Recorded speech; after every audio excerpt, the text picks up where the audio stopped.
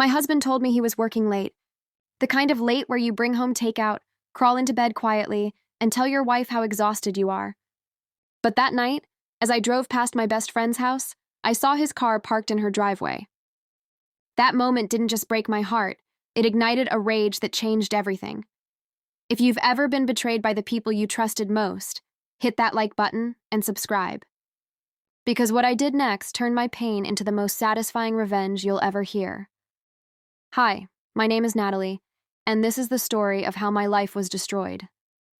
And how I destroyed them right back. I used to think my marriage was perfect. Ethan and I had been together for 7 years, married for 5. He was charming, funny, and always knew how to make me laugh. My friends used to call us the golden couple. And one of those friends, my closest one, was Emma. Emma and I had been inseparable since college. She was like a sister to me. We knew each other's secrets, celebrated each other's milestones, and spent countless nights binge-watching shows and laughing until sunrise. If someone had told me that both Ethan and Emma would be the ones to hurt me the most, I would have laughed in their face. It started small. Ethan began working late more often. At first, it didn't bother me. He had a demanding job in marketing, and late nights were normal. He'd come home looking tired but happy, always with some funny story about his coworkers or a project that went wrong. I'd kiss his cheek, heat up leftovers, and tell him how proud I was of how hard he worked for us. But then, little things started to feel off. There were nights when he wouldn't answer his phone. Times when he came home smelling faintly of perfume, not mine, and definitely not from the office. He started showering the moment he got home, something he'd never done before. I tried to brush it off, telling myself I was paranoid. After all, we'd been through so much together. We'd survived job losses, family drama, even a miscarriage. Ethan was my rock. My safe place. Around the same time, Emma seemed different too. She stopped coming around as much, and when she did, she seemed nervous, fidgety. I chalked it up to her own busy life. She had a demanding job as a nurse, and her schedule was always chaotic. But there were moments, little flashes, where I'd catch her glancing at Ethan with something I couldn't quite name. One rainy Thursday night, everything changed. Ethan called me around 7 p.m., his voice tired but casual. "Hey, babe," he said, "I'm stuck at the office. Don't wait up for me, okay? I'll probably be late, like, really late."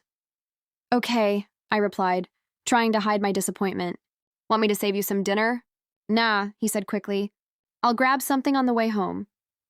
We hung up, and I tried to distract myself by cleaning the kitchen. But something inside me wouldn't settle. It was like this buzzing in my chest, this gut feeling I couldn't shake. I told myself I was being crazy, jealous even. But when the storm outside started to get worse, I worried about him driving home late. That's when I decided to surprise him. I'd bring him coffee and his favorite donut, a small gesture to show I was thinking of him.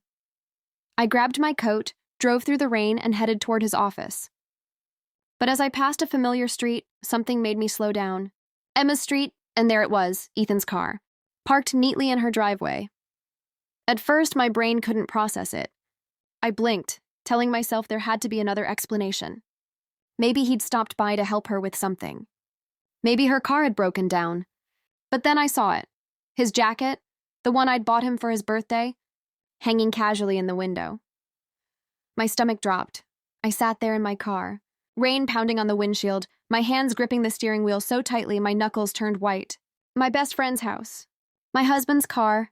And it wasn't even 8 p.m. My heart was racing, my mind spinning. I thought about calling him. About marching up to that door and banging until someone answered. But some instinct told me to stay quiet. To watch. So I did. 15 agonizing minutes later, the front door opened. Emma stepped out first, laughing at something. And then Ethan followed, his hand resting possessively on the small of her back. The same way he used to touch me. That was the moment everything inside me shattered. I didn't confront them. Not yet.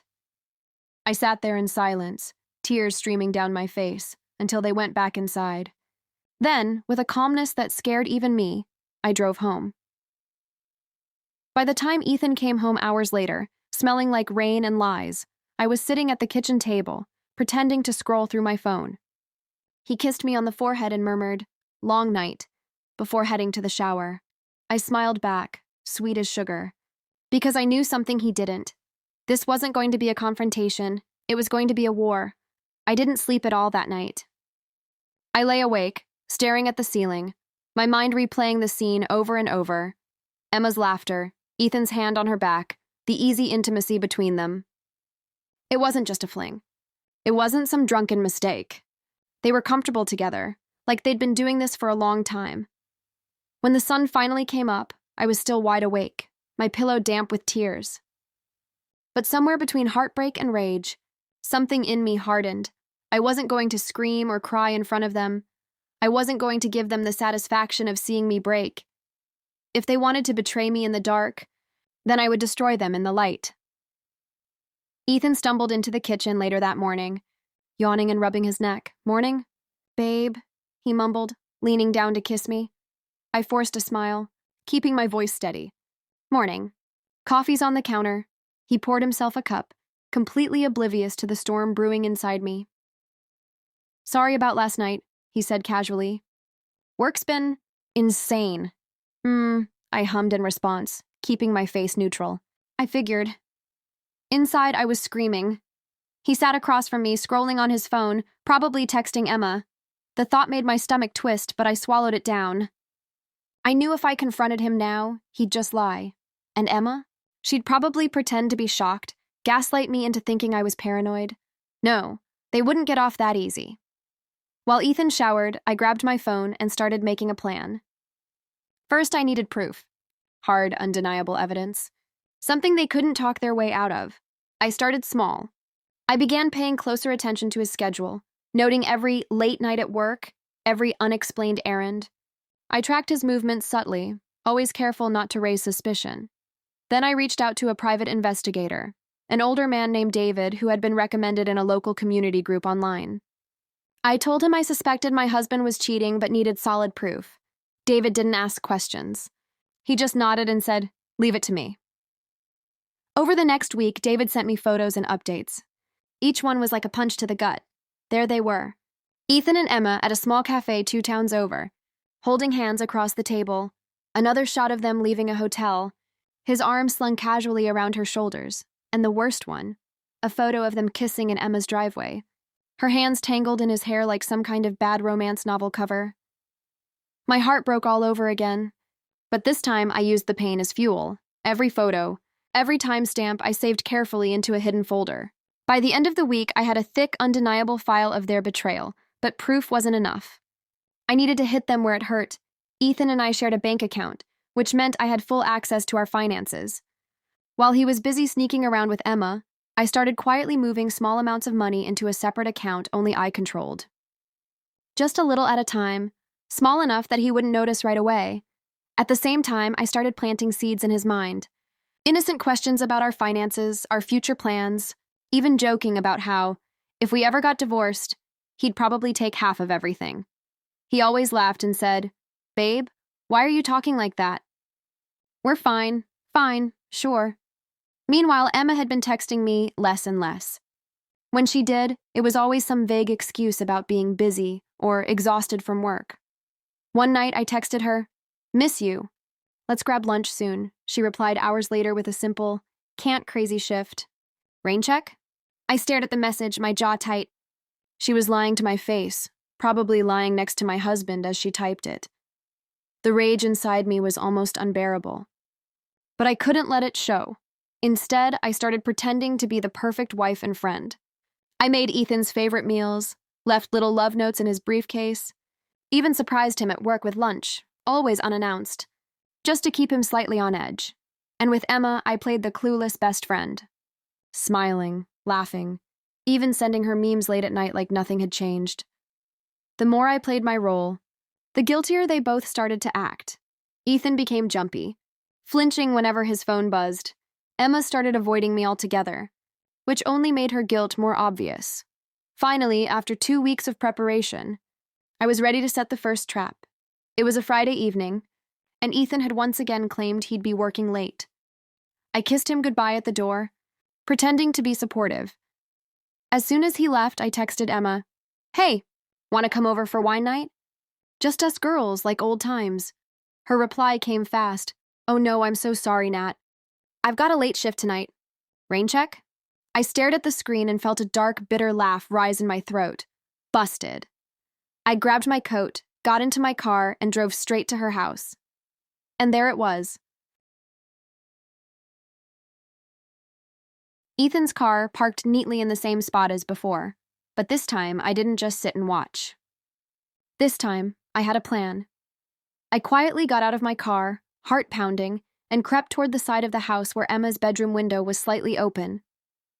I could hear laughter, low voices, and then unmistakable sounds that made my blood run cold. My vision blurred with tears, but I forced myself to stay silent. I needed them to keep thinking they were safe, because when the hammer finally fell, it was going to crush them both. I pulled out my phone, recorded a short video for evidence, then slipped away into the night without being seen. By the time I got home, I wasn't just Natalie, the betrayed wife. I was Natalie, the executioner, and my revenge was about to begin. The next morning, Ethan walked into the kitchen like nothing had happened, humming as he brewed coffee. He looked so relaxed, so happy, as if his biggest problem in life was whether he wanted cream or sugar. I watched him carefully from across the table, my hands wrapped around a mug to hide how tightly I was gripping it. "Morning. Babe," he said casually, giving me that familiar crooked smile. "Morning," I replied, matching his tone perfectly. He didn't notice the slight tremor in my voice or the cold calculation behind my eyes. Of course he didn't. In his mind, I was still the clueless, loving wife. Ethan sat down across from me, sipping his coffee. "Hey, I was thinking we should do a date night soon. Just you and me. Things have been so crazy lately. Crazy, yeah. Sneaking around with my best friend could definitely qualify as crazy." "That sounds perfect," I said sweetly, my lips curving into a smile that didn't reach my eyes. "How about next Saturday?" He nodded eagerly. "It's a date." And just like that, he'd given me the perfect timeline. I'd spent the night planning my revenge, lying awake while my mind carefully constructed every step like a chess game. The final move would happen on that date night, when Ethan would least expect it. But before I could destroy them both, I needed to secure my own position. Over the next few days, I focused on finances. While Ethan was busy with his late nights, I went through every account, every investment, every piece of property we owned. Slowly, methodically, I moved funds into the private account I'd opened in my name only. It wasn't stealing. It was reclaiming what was rightfully mine before he could blow it all on hotel rooms and gifts for Emma. Speaking of Emma, I decided it was time to tighten the noose around her neck as well. Emma had a reputation for being the perfect friend, generous, kind, always ready to help. She was loved by everyone in our circle, which made her betrayal all the more devastating, and her fall from grace all the more satisfying. I started small. A few subtle comments to mutual friends about how Emma had been so busy lately, and how I hoped she was okay. Nothing accusatory, just enough to plant seeds of doubt. Then I casually mentioned to another friend that Emma had been acting a little secretive, like she was hiding something. People love gossip, especially when it comes wrapped in concern. Within a week, the whispers had begun. I heard through the grapevine that Emma was being questioned about her behavior at work, her relationships, even her whereabouts on certain nights. She had no idea it was me pulling the strings. Meanwhile, I kept playing the role of the devoted wife. I made Ethan's favorite dinners, sent him flirty texts, even surprised him at his office with lunch. The key was to keep him completely unsuspecting while I set the stage for his downfall. Finally, the night before our planned date night, I executed the last step. I printed out every photo, every timestamp, every shred of evidence David had gathered.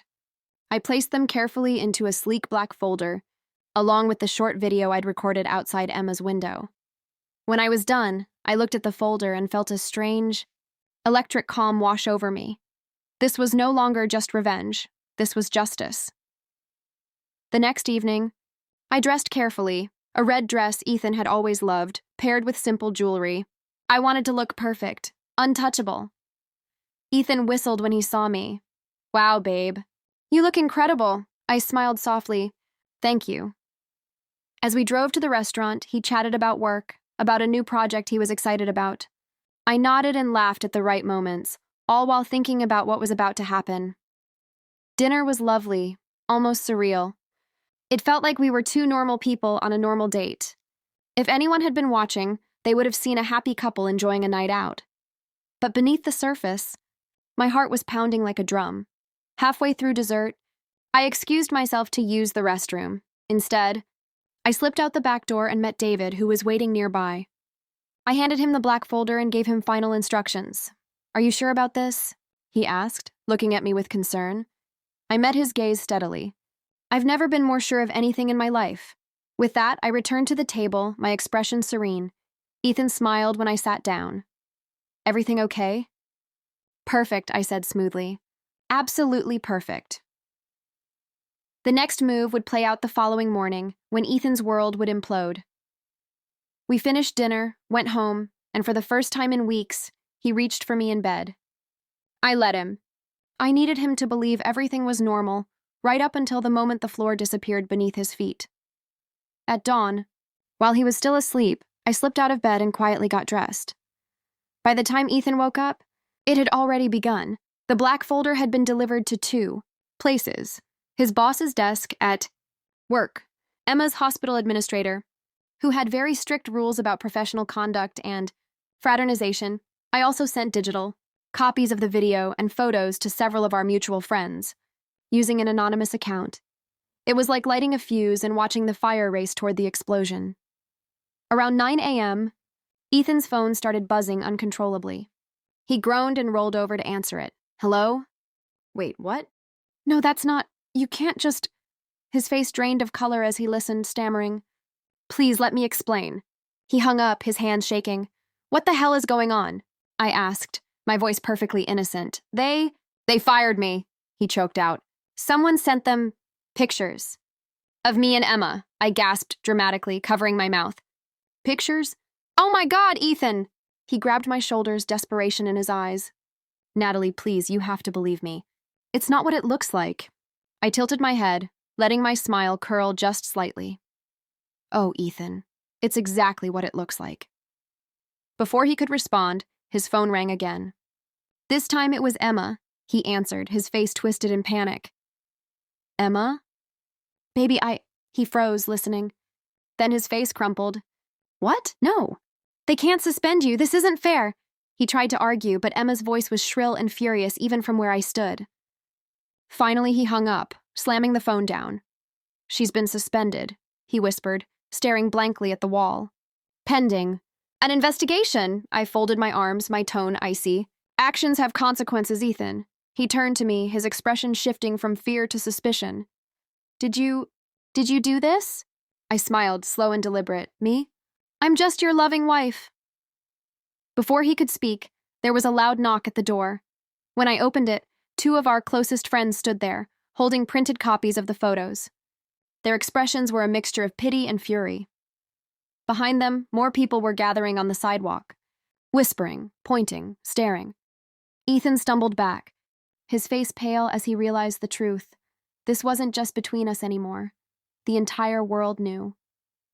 Ethan's face drained of color as he stumbled backward, his hands twitching like he wanted to grab the photos out of our friends' hands and tear them to pieces.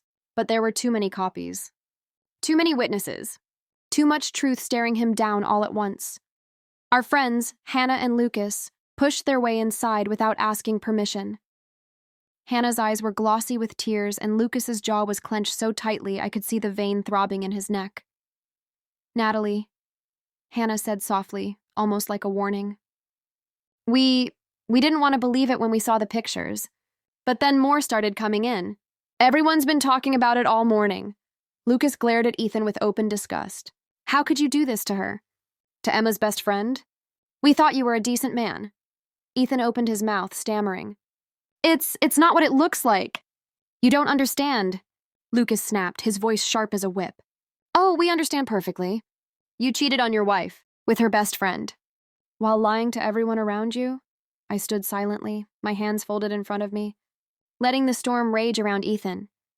The more he tried to defend himself, the more pathetic he sounded. "Please," Ethan begged, turning toward me.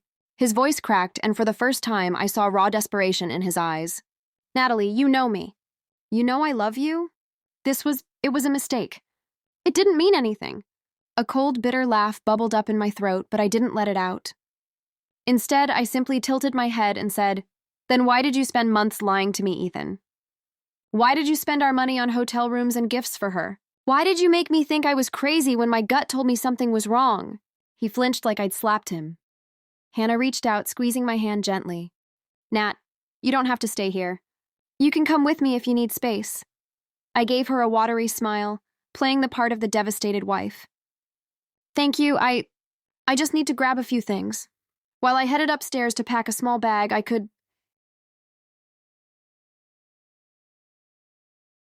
hear Ethan trying to plead his case downstairs, his voice growing more frantic as Hannah and Lucas tore into him. "You think you're the victim here?" Lucas barked. "Natalie gave you everything. She trusted you. And you threw it away for a cheap thrill." My lips curled into a dark smile as I zipped up my suitcase. This was exactly what I'd planned. Ethan's destruction wasn't just about me. It was about letting everyone see him for who he truly was. When I returned downstairs, Ethan's face was red and streaked with tears. He reached for me, but I stepped back. "Don't touch me," I said quietly, my voice cold and sharp as broken glass. "Natalie, please." "No." My tone cut through his begging like a knife. "You made your choice, Ethan. Now you get to live with it." I turned to Hannah and Lucas. "Can you give me a ride? I don't feel safe here." "Of course," Hannah said instantly, wrapping an arm around me. As we left, Ethan collapsed onto the couch, his sobs echoing through the house. It should have made me feel pity. Once it would have, but now, it just fueled my resolve. We drove to Hannah's house in tense silence. Once there, she insisted on making tea while Lucas sat me down at the kitchen table. "Nat," he said carefully, "what are you going to do now? Do you want to press charges? Or divorce?" Divorce. The word settled over me like a heavy blanket. Yes, that was inevitable. But it wasn't enough. Not yet. "I need to make sure Ethan never gets the chance to hurt me, or anyone else, again," I said slowly. Lucas exchanged a glance with Hannah, concern etched into his features. "What do you mean?" I offered a tired smile. "Don't worry. I'm not going to do anything illegal. But he's going to regret every single choice he made." "And Emma?" Oh, Emma wasn't going to escape either. The next day, I set the second stage of my plan into motion. Emma had been avoiding me completely since the scandal broke. She hadn't called, hadn't texted. But I knew where she worked, and thanks to the hospital investigation triggered by the evidence I'd sent, her career was teetering on the edge of ruin. I decided to pay her a visit. I dressed in soft, neutral colors, the image of a heartbroken, betrayed woman just looking for answers. When I walked into the hospital, the receptionist gave me a sympathetic smile and directed me to Emma's floor. Emma's face went white when she saw me. "Natalie," she breathed, clutching a stack of files to her chest. "What are you doing here?" I tilted my head, letting a tear slip down my cheek. "I just wanted to talk. To understand." Her lips trembled. "Nat, I never meant to hurt you." A harsh laugh burst out of me before I could stop it. "Never meant to hurt me? Emma, you were in my wedding photos. You held my hand when I lost the baby. You swore you'd always have my back. I know," she cried, tears spilling down her face. It happened, okay? Ethan and I didn't plan it. We couldn't stop." The room tilted around me as her words sank in. Couldn't stop. As if their betrayal was some unstoppable force of nature instead of a series of conscious, vile decisions. "Thank you for your honesty," I said finally, my voice eerily calm. Emma blinked, confused. "What?" I leaned in, close enough that she could see the fury blazing in my eyes. Because now, when you lose everything, you'll know exactly why it's happening.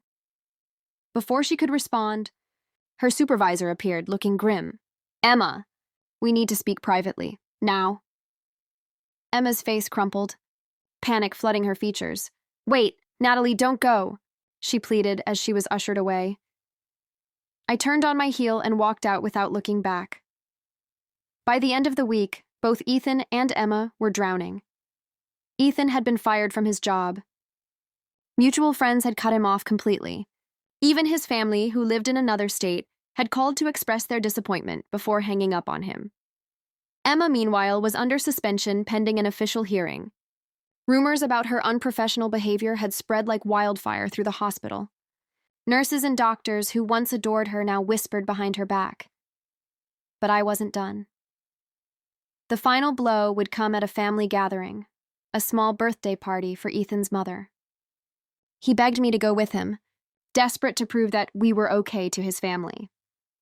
I agreed, smiling sweetly, because this was where it would all end. When we arrived, his parents greeted me warmly, completely unaware of what had been happening. Ethan's mother hugged me tightly. "Oh, Natalie, I'm so glad you're here. You've always been like a daughter to me."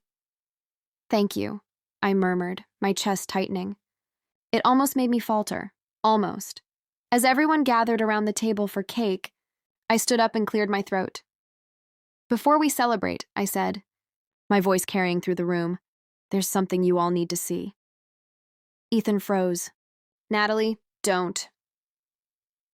I reached into my purse and pulled out a small stack of photos. One by one, I laid them on the table.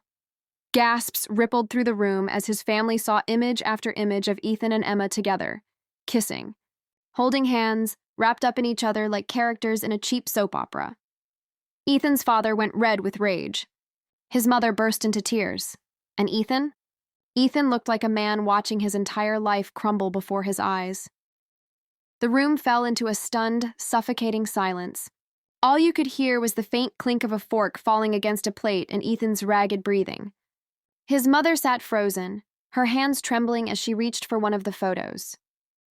This can't be real," she whispered, her voice breaking. "Tell me this isn't real, Ethan. Tell me this is some kind of mistake." Ethan lunged forward, snatching the photos off the table. "It's fake," he shouted, his voice hoarse and desperate. "Someone's trying to ruin me. Natalie, tell them! Tell them it's not what it looks like." I stood tall, my face calm, my voice steady. "Go ahead, Ethan. Explain how these pictures, the timestamps, the videos, the hotel receipts, are all lies. Go ahead and tell your mother how you weren't sneaking around with my best friend while telling me you were working late." His mother gasped, covering her mouth as tears streamed down her face. His father's fists slammed against the table so hard the plates rattled. "You disgrace this family," his father roared. "Do you realize what you've done? To Natalie? To all of us?" Ethan dropped to his knees in front of me, his face a twisted mask of anguish and fear. "Natalie, please," he begged, his voice shaking. "I can fix this. I'll never see her again. I'll do anything. Just don't leave me like this." I crouched down so our faces were level, making sure everyone in the room heard my words. "Ethan," I said softly, almost tenderly, "you didn't just cheat on me. You humiliated me. You lied to me every single day while looking me in the eye and telling me you loved me. And the worst part?" I leaned closer, my lips near his ear. "You weren't even smart enough to hide it properly." Then I stood and looked at everyone else in the room. "Just so you all know," I continued, my voice rising with each word, "I'm filing for divorce first thing Monday morning. I've already moved my money to a private account. Ethan will leave this marriage with exactly what he deserves. Nothing." Ethan's face crumpled as his family erupted into chaos, his mother sobbing, his father shouting, cousins whispering furiously among themselves. But I wasn't done. There was one last twist of the knife. I reached into my bag and pulled out my phone, scrolling to a video. "This," I announced, "was recorded 2 weeks ago outside Emma's house. Listen carefully." The room went dead silent as the unmistakable sounds of Ethan and Emma together filled the air. Gasps rippled through the crowd like a wave. His mother dropped her wine glass, the shatter echoing like a gunshot. Ethan lunged at me, trying to grab the phone. But Lucas, who had been silently watching from the corner, stepped in and shoved him back. "Sit down," Lucas growled, his voice low and dangerous. Ethan stumbled back into a chair, his face wet with tears, his chest heaving. I slipped the phone into my bag and turned toward the door. "Goodbye." "Ethan," I said softly, almost gently, "to everyone else, I'm sorry you had to see this, but you deserve to know the truth. As I walked out, I didn't look back. Not when his mother called my name, not when Ethan sobbed, not when his father cursed under his breath. For the first time in weeks, I felt free. The next few days were a whirlwind. Ethan tried calling me, texting me, even showing up outside Hannah's house. But I never answered. Every message went straight to voicemail. Every knock on the door was ignored. Meanwhile, Emma's life completely unraveled. The hospital's investigation moved quickly. With the photos, video, and testimony from several witnesses, they had more than enough to suspend her permanently. She lost her job, her reputation, and most of her friends overnight. Word spread through our social circle like wildfire. People who had once adored Emma now turned their backs on her. She went from being the bright, bubbly nurse everyone loved to the woman no one would even speak to. One night, I got a text from an unknown number. It was Emma. Emma. Natalie, please. I'm sorry. I've lost everything. Can we talk? I stared at the message for a long moment before deleting it without replying. She'd made her bed. Now she could lie in it, alone. 2 weeks later, Ethan and I met in a lawyer's office to finalize the first round of divorce paperwork. He looked like a shadow of the man I'd once loved, pale, gaunt and broken. When he saw me, he tried to smile. Natalie, you look beautiful. I didn't smile back. You look like a man who finally understands consequences. The lawyer explained the division of assets. Since I'd moved the majority of our shared funds before the confrontation and had undeniable evidence of his infidelity, Ethan was left with almost nothing. When the reality hit him, his shoulders sagged. So that's it? He whispered. 7 years. And you just walk away? I met his eyes, my voice calm and unwavering. No, Ethan. You walked away the moment you chose her over me.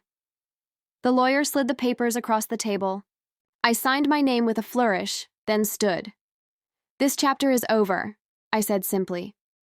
Ethan didn't follow me when I left. In the weeks that followed, I rebuilt my life piece by piece. I found a new apartment, started therapy, and slowly reconnected with friends who'd supported me through the chaos. Hannah was by my side through it all. One night, as we sipped wine on my new balcony, she asked, "Do you ever regret it? How public you made everything?" I thought about it for a moment, watching the city lights flicker in the distance. No, I said finally. Ethan and Emma didn't just betray me privately. They humiliated me publicly. My revenge had to match that. It wasn't just about hurting them. It was about taking back my power. Hannah smiled and raised her glass. To new beginnings. We clinked glasses, and for the first time, I felt truly at peace. The ultimate moment of justice came a month later when I attended a mutual friend's wedding. Ethan and Emma were both there, separately, of course. Emma sat alone at a back table, her once glamorous appearance wilted and tired. Ethan hovered near the bar, ignored by everyone. As I walked in, heads turned. I looked radiant, confident, untouchable. I didn't say a word to either of them. I didn't need to. The silence spoke louder than any confrontation ever could. Watching them squirm as everyone else gravitated toward me was the final, perfect victory. Sometimes, revenge isn't about destroying someone outright. It's about showing them that no matter how much they tried to break you, they couldn't. Ethan and Emma lost everything because of their own choices, and I walked away stronger than ever. Because the best revenge isn't just making them pay. It's living well while they drown in their own guilt. If this story gave you chills, hit that like button and share it with someone who loves a good revenge tale. Drop a comment below about the most satisfying act of karma you've ever seen, and don't forget to subscribe for more stories like this every week.